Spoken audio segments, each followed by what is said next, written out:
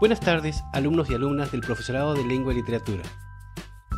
El día de hoy veremos un tema que suele ser repetitivo, pero es necesario que tengamos nuestro propio enfoque y reflexionemos sobre ello. El tema se enmarca en la materia Práctica 3 y se denomina el clima de la clase.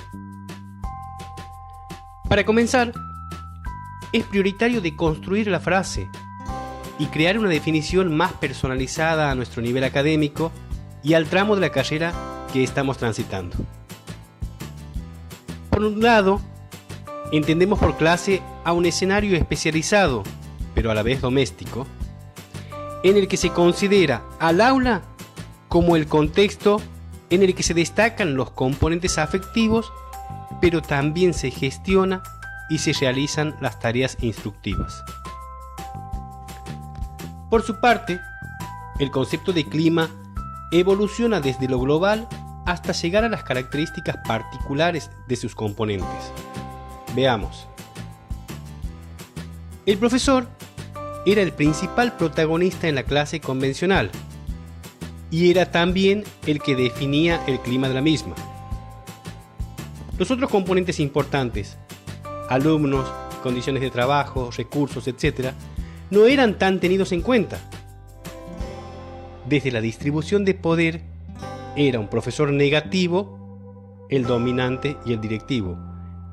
Y era un profesor positivo, el integrador y democrático. Predominaba la dicotomía entre clases centradas en el profesor versus clases centradas en los alumnos. Posteriormente, y digamos en la actualidad, las nuevas dimensiones han permitido superar esa dicotomía. Se comenzó a visualizar aspectos como la satisfacción de profesores y alumnos, dificultades, conflictos, agrupamientos, la apatía, el nivel de intimidad, etc. Vayamos a los contenidos temáticos del aula. Hay en ello una delimitación del contenido del clima, para no caer en la generalización. Y así se considera el clima social, el clima emocional, el organizativo, el académico y otros más. Las perspectivas cambian. En el clima organizativo, las características son materiales y funcionales de la organización. La administración de la escuela, normas formales e informales, valores y conductas. Desde un enfoque subjetivista, se refiere a las percepciones de los profesores, la personalidad de los participantes y el estilo de liderazgo. Se tiene en cuenta el cumplimiento de las finalidades. En el clima psicológico, distinguimos una doble dimensión: estructural objetiva, donde se considera el tamaño, la estructura, el tipo de producción, las condiciones de trabajo, los resultados, etc. Las características de una organización afectan más al clima que las opiniones de sus miembros. En lo que hace a lo individual subjetiva, depende de las percepciones que cada miembro de la escuela tiene de las características particulares de esta. El individuo traduce la interacción. Es también un atributo individual próximo a la idea de satisfacción. Satisfacción que puede ser laboral. Existe un conjunto de factores colectivos e individuales, objetivos y subjetivos, como así también metas, creencias, valores, estructuras de poder, en definitiva los estereotipos.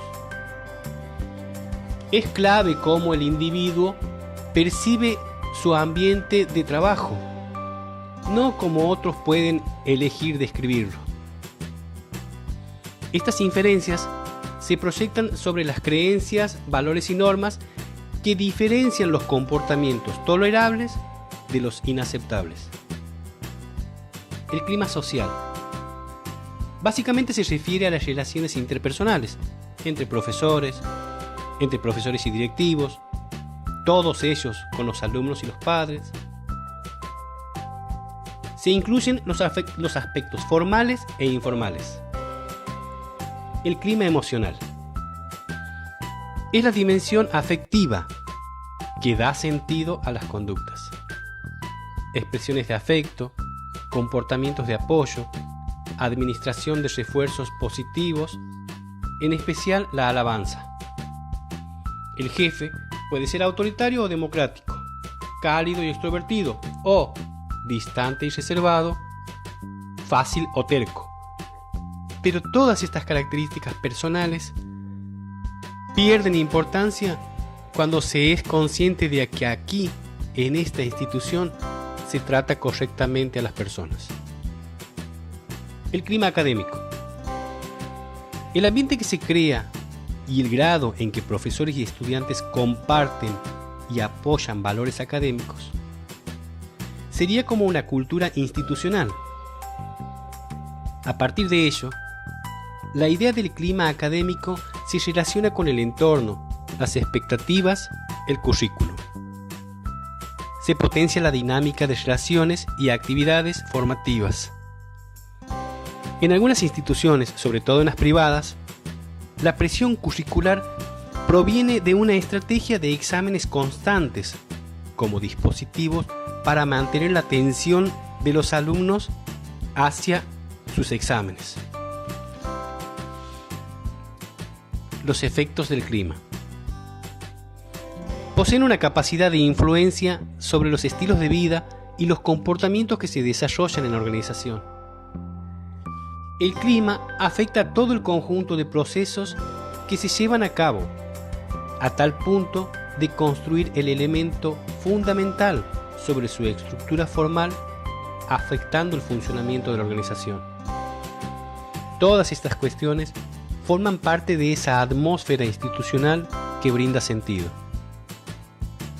Por otra parte, las instituciones formativas condicionan el funcionamiento por los resultados académicos, sociales, obtenidos por los alumnos. Sin embargo, los profesionales de la educación no tomamos conciencia de la importancia que posee esta variable en relación con nuestros comportamientos y el rendimiento de nuestra tarea. Sería el éxito o el fracaso de nuestros alumnos. La desconsideración del papel que cumple el clima escolar como mediador produce mejoras conscientes y sistemáticas para disminuir o neutralizar sus efectos.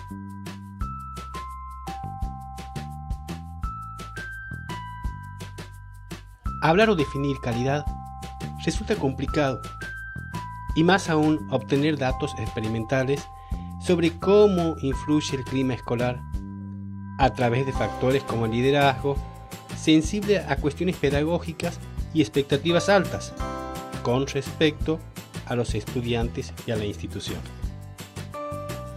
A partir de algunas investigaciones, se resaltó el hecho de que, a través del control del clima de la organización educativa, se logran mejores resultados. Hasta la próxima, muchísimas gracias.